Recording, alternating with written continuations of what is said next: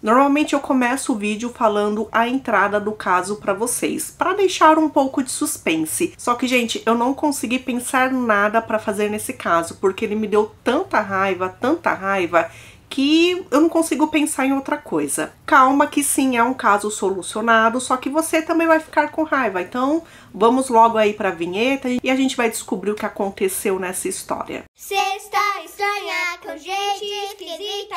Olá, meus queridos estranhos, estranhas, tudo bem com vocês? Sejam muito bem-vindos aqui ao canal onde eu conto casos estranhos, reais, criminais, algumas vezes por semana. Já falei tudo que eu tinha pra falar desse caso, né? Agora falta realmente entrar aí e contar a história. Só que antes eu vou convidar vocês a assistir mais um capítulo da novela Estranha. Então vamos lá para mais um capítulo da Delegacia Estranha. Hoje o nosso trabalho vai ser externo. Nós vamos no aeroporto de Guarulhos, houve uma denúncia e nós viemos interceptar uma carga de tecidos. E esses tecidos, eles não cumprem o que prometem. Olha lá, tem uma suspeita ali. Vem cá, vem cá, vem cá. Vamos ver aqui seu passaporte. Você tá vindo da Espanha, é isso? Você vai fazer o que lá? Ah, tá. Você foi visitar namorado, beleza. Ele é espanhol, é brasileiro. A gente vai olhar aí a sua mochila, beleza? Então daí nós vamos avaliar o que tem dentro da sua mochila, tá bom? Vela? Vela. Olha, isso não parece vela não, viu? Algodão. Isso daqui é biscoito? Ah, pro seu priminho? Ah, aqui ó, tecido. Tecido. Esse daqui é um marcador. Na verdade, ele é sem cor, tá? E aí a gente vai colocar aqui nessas substâncias. Se ficar azul, já sabe, né? Deu positivo para tecido que não cumpre o que promete. Azul. Agora vamos testar o tecido, né? Aí, ó, ficou muito azul. E aí, como vocês já sabem, azul é positivo, você está presa. Gente, não caiam nesses golpes, tá? Tecido bom é tecido da Insider. A Insider realmente cumpre o que promete. Tecido não desbota, então não importa o tempo que você tiver, a cor vai se manter bonita.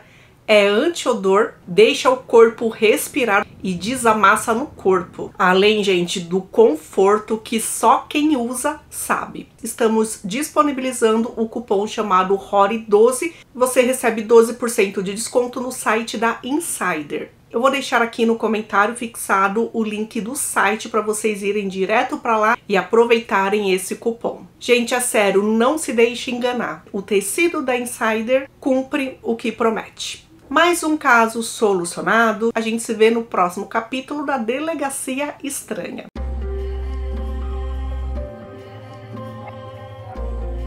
Hayley Dodd nasceu dia 30 de novembro de 1981 na Inglaterra. O pai dela se chama Raymond, a mãe se chama Margaret e ela tem 4 irmãos: David, Tony, Byron e Ray. Quando ela ainda era criança, os pais se mudaram para a Austrália e eles ficaram em uma cidade pequena chamada Mandora. Ela tinha um ótimo relacionamento com toda a família, com todos os irmãos. Ela era muito unida e sempre que ela dava uma saidinha, ela sempre avisava pro pai e pra mãe onde estava, sempre era muito responsável. Ela gostava de visitar amigos, adorava ir na casa dos amigos, mesmo que morassem em outra cidade. Gostava muito de fazer compras também.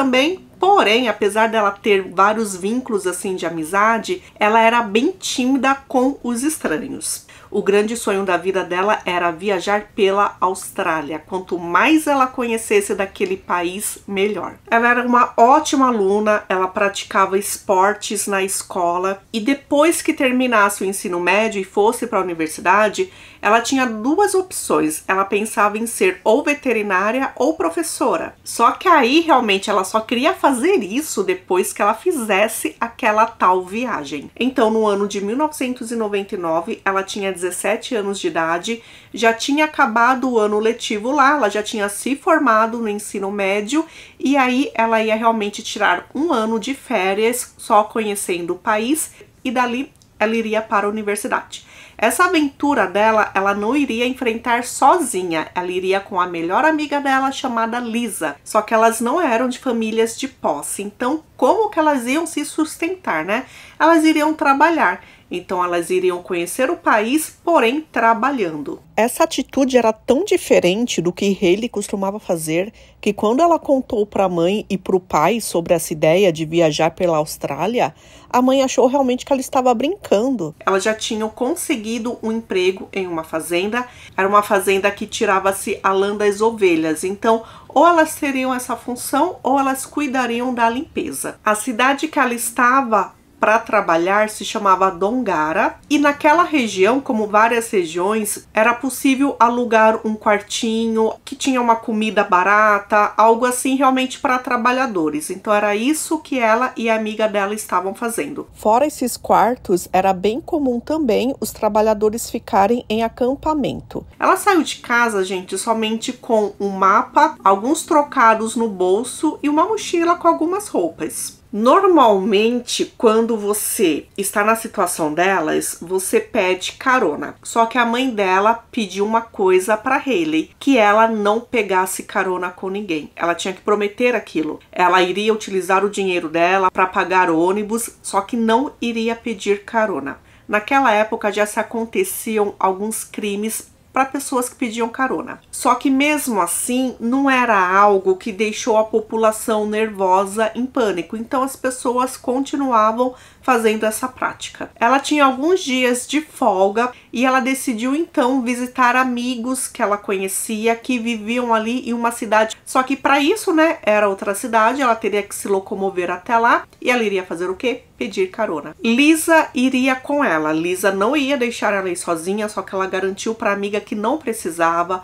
Os amigos eram dela, ela também queria descansar antes de voltar ao trabalho, então Hayley garantiu que voltaria dali a alguns dias. Então, para se proteger, o que Lisa fez? Deu um grande abraço na amiga, um grande beijo, tipo, boa viagem, e deixou com ela um canivete. Caso ela precisasse se defender, tinha aquele canivete. Claro que as pessoas que moravam naquela cidade sabiam que Hayley iria visitá-las. E foi aí que, quando bateu o horário e ela não chegou, e eles conheciam, claro, a família de Hayley, eles telefonaram para Margaret. E aí ela tomou um susto, porque como assim? Hayley não chegou até aí. Imediatamente telefonou para a polícia local daquela cidade.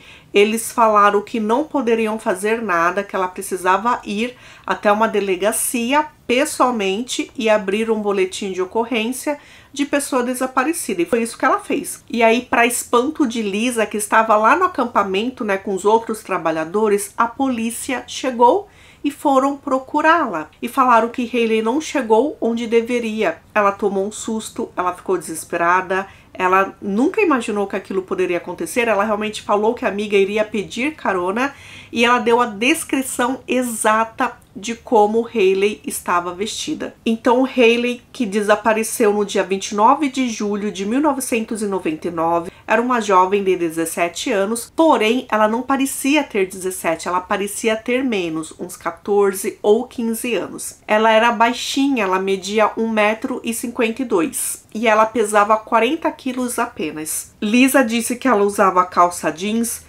blusa preta com decote em V, uma jaqueta estilo masculina, cinza, com capuz e botas de caminhada marrom claro. Ela também usava óculos escuros, prateado. Também ela estava com uma mochila marrom clara, escrito equipe na frente. E ela deu inclusive a descrição dos brincos que ela utilizava. 2 dias antes elas foram em uma lojinha e resolveram comprar coisinhas para elas, né? Eu, quando tinha essa idade, também adorava comprar brinquinhos. Inclusive, o brinco que Hayley comprou para ela é exatamente um brinco que eu usaria, sim. Porque ele tinha uma forma de uma cruz, só que falavam que era um brinco estilo egípcio. Vou até deixar aqui a foto para vocês.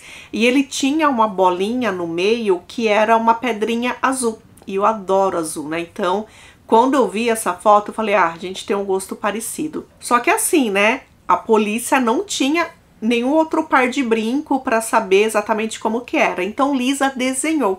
Ela desenhou igualzinho como era o brinco da amiga. Com várias características assim, ficou fácil, né? Quando as pessoas viram aquele cartaz e quando viram também notícias em jornais, na TV, elas logo procuraram a polícia para dar informação que realmente tinham visto Hailey na rodovia. Isso foi bem importante para montar uma ordem cronológica do que possivelmente aconteceu e saber aí então mais ou menos o horário que realmente ela desapareceu. Então, saindo do acampamento, ela caminhou e ela foi até um posto de gasolina.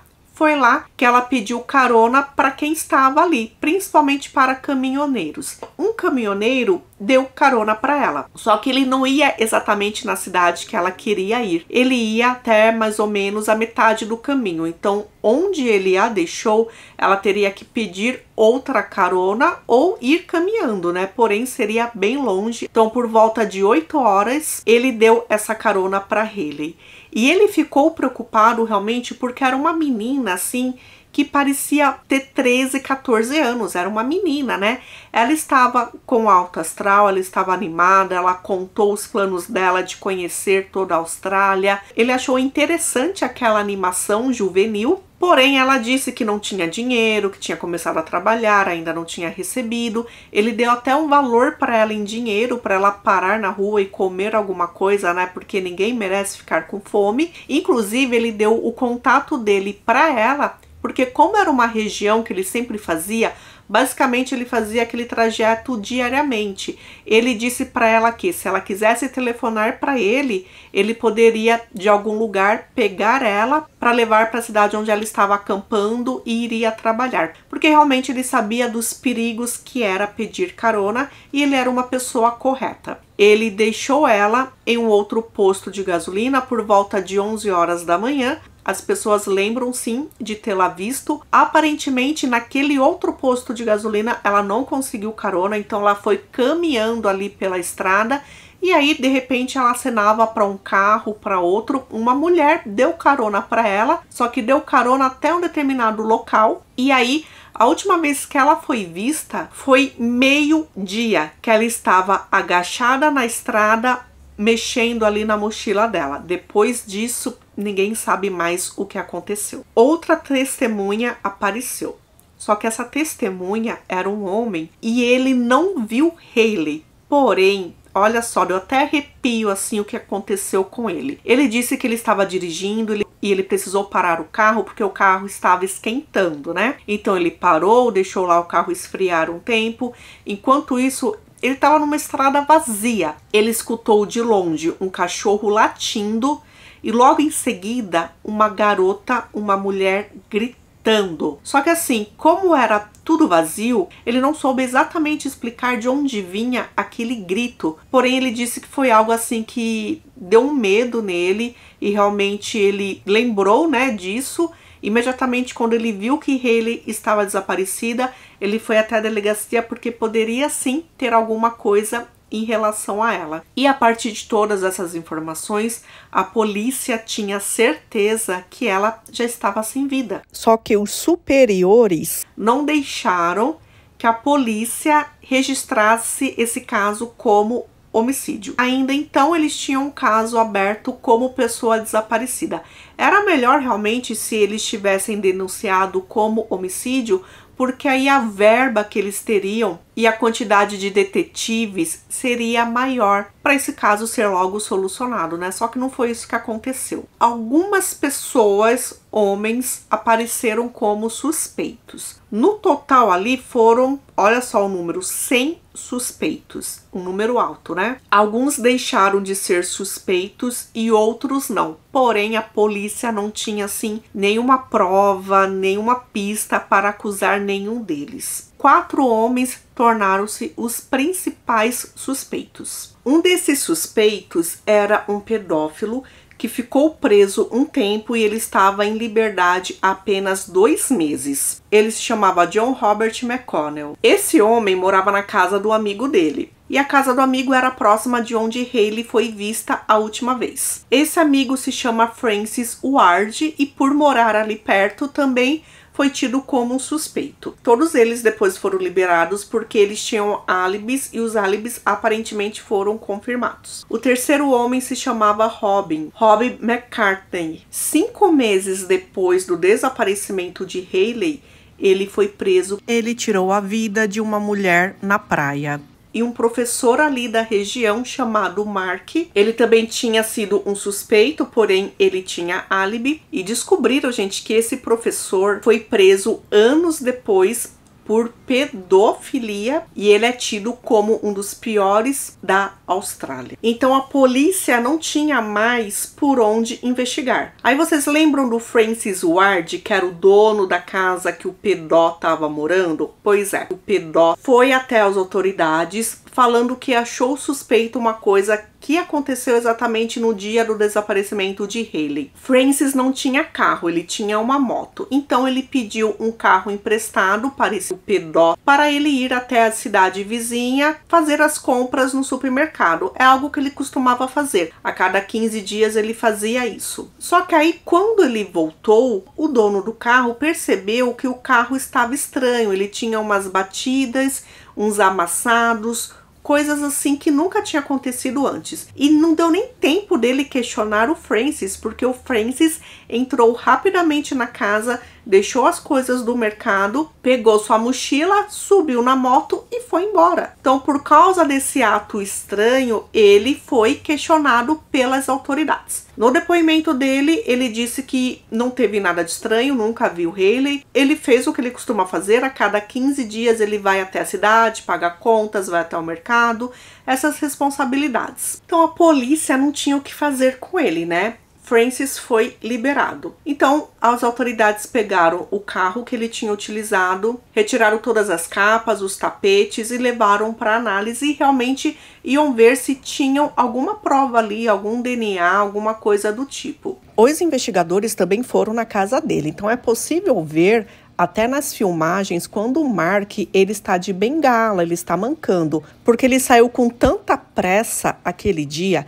Ele disse para os policiais que ele ia numa festa, só que ele nunca chegou nessa festa, gente. Por causa da pressa que ele estava, ele capotou a moto e foi parar no hospital. Bom, só que aí esse caso esfriou. No dia que seria o aniversário de 18 anos da Hayley, a família comemorou o aniversário dela fazendo um poço de desejos. E lá eles depositaram suas esperanças de que ela aparecesse. Sem a ajuda da polícia, porque eles pararam de investigar, a própria família gastou muito dinheiro com investigadores particulares, pagaram rastreadores indígenas, cão-cadáveres e até médiums, só que não chegaram a conclusão nenhuma. E Francis mudou-se rapidamente. No prazo máximo ali de 1 ano, ele vendeu a casa dele e foi para o outro lado da Austrália. Ele foi para Queensland. Segundo alguns vizinhos, ele disse que estava com câncer terminal, o que era mentira,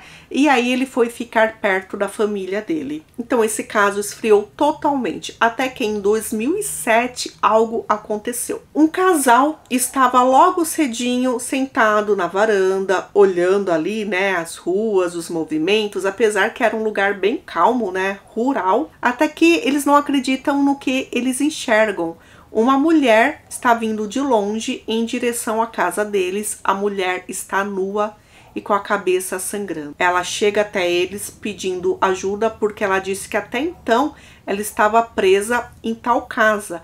E a tal casa que ela estava presa, que era o vizinho mais próximo desse casal, era de um homem chamado Francis. A polícia chegou e a mulher explicou tudo o que aconteceu. Ela disse que na noite anterior ela estava caminhando sozinha, ele apareceu com o carro, ofereceu carona e ela aceitou. Ela disse que ele era um homem falante, bom de papo, que transmitia segurança e ela se sentiu segura em ficar no carro com ele. E ele ia para a mesma cidade que ela, então ela não teve por que dizer não. Só que aí ele disse que precisava parar para colocar gasolina. Nisso ele chegou na própria casa. E aí ela não conseguiu escapar, ele forçou ela a entrar na casa, bateu na cabeça dela, ela desmaiou e conforme ela acordou, ela viu que ela já estava amarrada.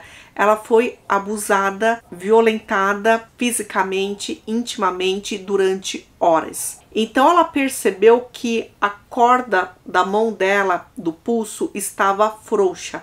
Ela percebeu que ela conseguiria se soltar, só que esse homem tinha que sair da casa. Teve uma hora também que ele pegou um brinco dela, ela, claro, utilizava 2 brincos, né?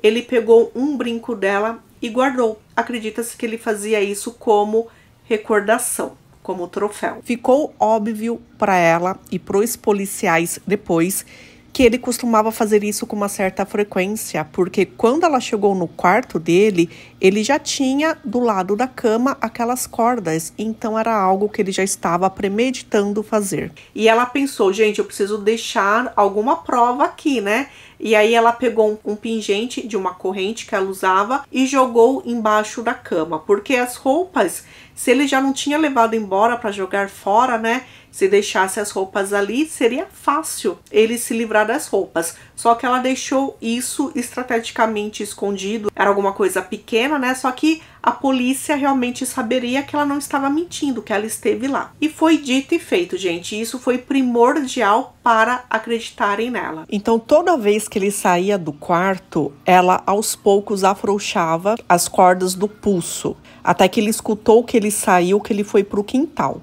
Nesse momento que ele foi para o quintal, ela correu para a porta dos fundos e aí ela fugiu. Ela correu. Ela não se importava que ela estava sem roupa, ela só queria fugir. Ele gritou, ele chamou por ela, só que aí ela conseguiu finalmente chegar na casa daquele casal. Esse homem chamado Francis Ward, que tinha 41 anos lá quando o Hayley desapareceu, tinha 49 anos agora. Ele foi preso e ele confessou, né, porque não tinha como não. Ele confessou o que fez com aquela mulher. E ficou óbvio ali para aquela mulher, ela tinha 31 anos de idade, pela conversa que ele teve, ficou óbvio que ela não sairia dali viva. Ele disse palavras como: depende de você se você vai sair viva daqui ou não. Por ter confessado e por causa dos crimes dele, inclusive de cárcere privado, ele recebeu 12 anos de prisão. A polícia de Queensland avisou a polícia da cidade que Hayley desapareceu. Ele achou importante, né? Era algo interessante. Será que a polícia de lá não iria querer investigar mais a fundo esse homem? Só que não. Eles falaram que não tinha relação, Francis já tinha sido descartado, então deixaram por isso mesmo. Agora, uma luz só apareceu em 2013. Uma médica legista chamada Tracy Horn pediu a abertura do caso de Hayley. Ela pediu para reabrir o caso de Hayley porque ela queria avaliar novamente aquelas peças retiradas daquele carro de 1999. E foi aí que descobriu-se o quê? Que aquelas peças daquele carro, lá em 99, quando eles iriam para análise, eles nunca foram analisados. As autoridades retiraram aquelas capas, os tapetes, guardaram, armazenaram e esqueceram. Tinha uma garota desaparecida que eles tinham quase 100% de certeza que ela estava sem vida. Então tinha aí uma investigação de assassinato, né? Esqueceram, gente. Esqueceram. E é claro que eles não queriam reabrir o caso. Só que aí a imprensa descobriu.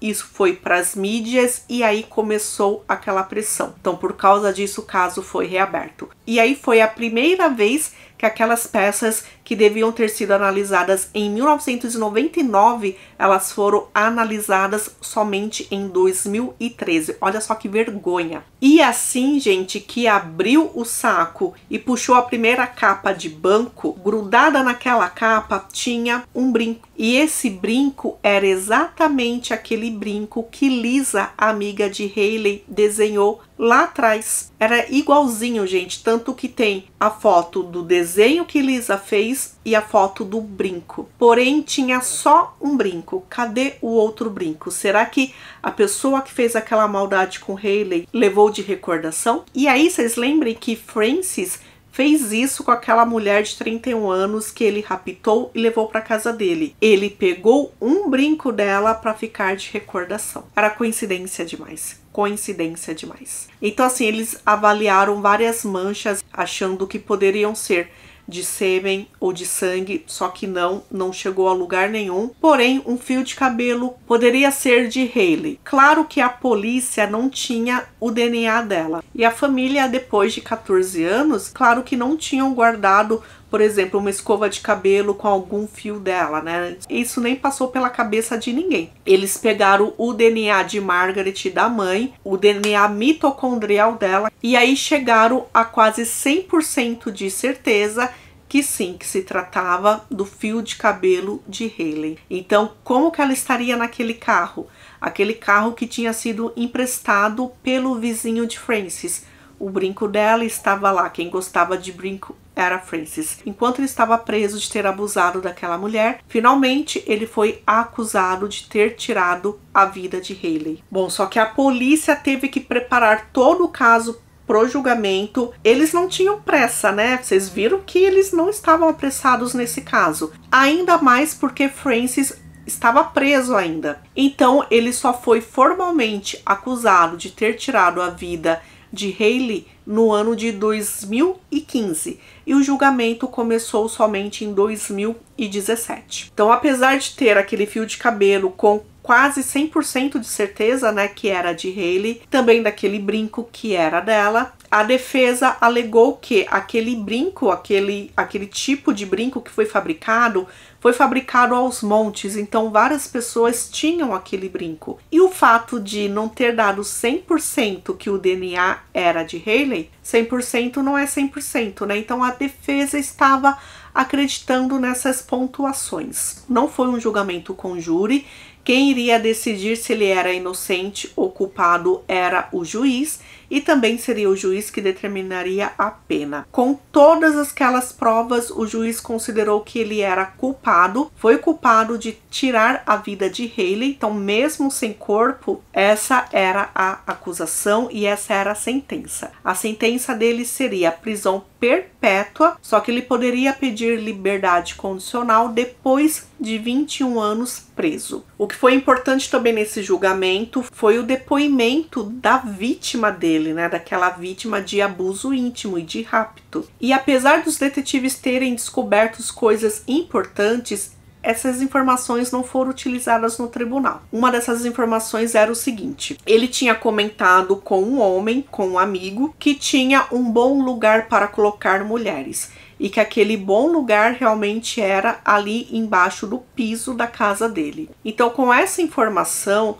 os policiais, as autoridades foram lá na casa que ele morava, perto de onde Hailey desapareceu, e eles cavaram, né, para verificar se tinha alguma coisa ali. E não encontraram nada. Frances tinha 62 anos de idade na época dessa sentença. A mãe dela lutou muito para que houvesse justiça. A mãe dela pediu demais para que ele contasse onde estavam os restos mortais, só que ele se dizia inocente, né? Então, claro que ele não falou nada. Porém, a mãe dela conseguiu colocar em vigor uma lei, que essa lei diz o seguinte, que o preso acusado de ter tirado a vida de alguém não poderá sair em liberdade condicional se não informar para a família, se não informar para o juiz onde ele escondeu o corpo. Então a lei é o seguinte: sem corpo, sem liberdade condicional. Então, como Frances, ele recebeu a prisão perpétua, porém ele poderá pedir a liberdade condicional depois de 21 anos preso, nesse caso isso não abrangerá ele. Por quê? Se ele não contar onde está o corpo, ele não poderá pedir a liberdade condicional. Então, ele vai ficar preso para sempre. Só que aí, ele entrou com um recurso, alegando que aconteceram muitos erros ali durante o julgamento. Um desses erros é: como ele pode ser acusado de tirar a vida de alguém se não tem corpo? Então, realmente, ele conseguiu, em 2021, ter outro julgamento. A mãe de Hailey esteve presente diariamente, com a irmã dela, agora com uma netinha também, e todos os pontos foram colocados mais uma vez ali para o juiz. E dessa vez o juiz mudou a pena. Ele não considerou o caso assassinato, ele considerou homicídio culposo, que é quando a pessoa não tem intenção de matar. Por quê? Porque não tinha corpo. Que é muito complicado você acusar alguém, sentenciar alguém quando não tem o corpo ali da vítima. Então, por esse tipo de homicídio, condenou ele para 18 anos de prisão e ele poderá pedir a liberdade condicional depois de 16 anos. De certa forma, para esse tipo de pena foi uma vitória, porque lá na Austrália, a pessoa condenada a homicídio culposo tinha recebido no máximo 12 anos de prisão e ele recebeu 18. E para a mãe dela também acredita que é uma justiça. A mãe dela estava aí há décadas lutando, né, para a justiça, uma justiça que poderia ter acontecido lá em 1999. Se isso tivesse acontecido lá, se Francis tivesse sido preso naquela época, ele não teria raptado aquela mulher que ele deu carona depois. O que essa mãe realmente quer é que ele conte onde estão os restos da filha dela. Então, depois de 16 anos preso, ele não poderá pedir a liberdade condicional se ele não contar onde o corpo está. Porém, a pena dele é 18 anos. 18 anos depois, ele será um homem livre. Porque, segundo a justiça, ele já pagou pelo crime dele. Ele pode, mais uma vez, pedir uma revisão, um novo julgamento. Aí cabe à justiça, né, verificar se deve dar outro julgamento ou não. É uma pena tudo isso. Parece que é uma brincadeira, né? Quando, na verdade, tem uma família aí que perdeu a filha, que tem um túmulo para ela, um túmulo com a data de nascimento e o horário do desaparecimento dela. Só que não tem os restos mortais. E é exatamente isso que falta para aquela família poder descansar. Uma das irmãs de Hayley disse que ele só não terminou com a vida da irmã, ele terminou com a vida da família. Os pais, depois de perderem Hayley, eles eram pessoas quebradas, então eles não tiveram tão presentes nas vidas dos outros filhos. E ela mesma agora, como mãe, isso interferiu muito na criação dos filhos dela. E realmente tem um outro porém. Eles não acreditam que Francis tenha feito isso somente com Hayley, ou possivelmente somente com aquela mulher que conseguiu fugir. Eles acreditam sim que ele é um predador, que ele pode ter feito várias vítimas no decorrer das décadas. Quantas mulheres estão desaparecidas na Austrália, naquelas regiões que ele morou? Foram muitas mulheres. Só que aí realmente, né, falta lá um pouco mais de investigação, de alguém realmente querer resolver esses casos. É uma pena que essa história terminou assim. Poderia ter ainda mantido, claro, aquela prisão perpétua. Poderia, né? Independente da pena do bandido, aquilo nunca vai trazer o ente querido de volta e fica realmente família e pessoas despedaçadas. Então é isso, gente. Esse é o caso de hoje. Muito obrigada por terem assistido aqui até o final. A gente se vê num próximo caso. Não se esqueçam de se inscrever aqui se você ainda não é inscrito e também me seguir lá no Instagram @ThaisRory, tá bom? Beijinhos.